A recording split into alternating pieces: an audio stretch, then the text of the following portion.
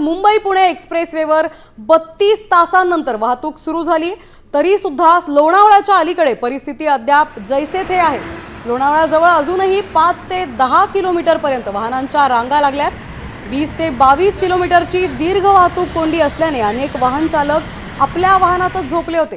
रात्री उशिरा वाहतूक खुली झाल्याची माहिती त्यांना नव्हती, तर आता पोलीस वाहन चालकांना झोपेतून उठवून वाहनं पुढे मार्गस्थ करण्याचा प्रयत्न करतात।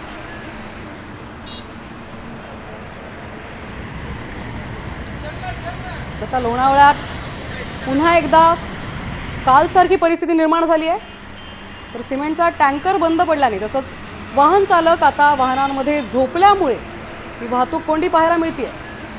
वाहतूक कोंडी सुटली आहे अशा बातम्या सकाळपासून येत होत्या, त्यामुळे आता बरेच प्रवासी घराबाहेर निघालेत आणि त्यामुळे देखील या वाहनांच्या रांगा लागलेल्या पाहायला मिळतात। टँकर हटवण्यात यश आलं होतं, मात्र लोणावळ्याच्या जवळपास ही वाहतूक कोंडी कायम दिसते।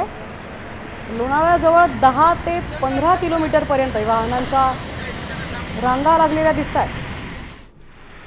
तर काल रात्री बरीच वाहतूक कोंडी असल्याने आपले प्रतिनिधी दिलीप कांबळे आपल्यासोबत जोडले गेले। दिलीप, काय परिस्थिती आहे लोणावळ्यात? अजूनही वाहतूक कोंडी कायम आहे?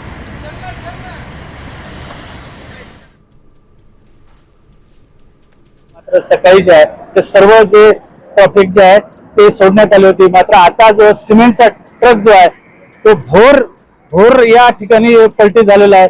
त्याच्यामुळे आपण जे उर्शे टोल नाक्यावर आहात, या उर्शे टोल नाक्यावर जे आहे आता सर्व ट्रॅफिक जे आहे ते थांबवण्यात आलेली आहे। पुढे जे आहे मोठ्या प्रमाणात जे आहे उर्शे टोल नाक्याच्या पुढेही लोणावळ्यापर्यंत मोठ्या प्रमाणात ट्रॅफिक जाम झालेली आहे। हा जोपर्यंत सिमेंटचा ट्रक उचलत नाही तोपर्यंत ही ट्रॅफिक जे आहे अशाच पद्धतीने जाम राहणार आहे।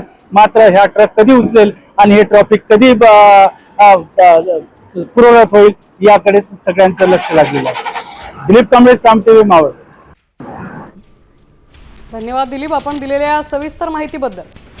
आता टँकर बंद पडल्याने वाहतूक कोंडी कायम पाहायला मिळते।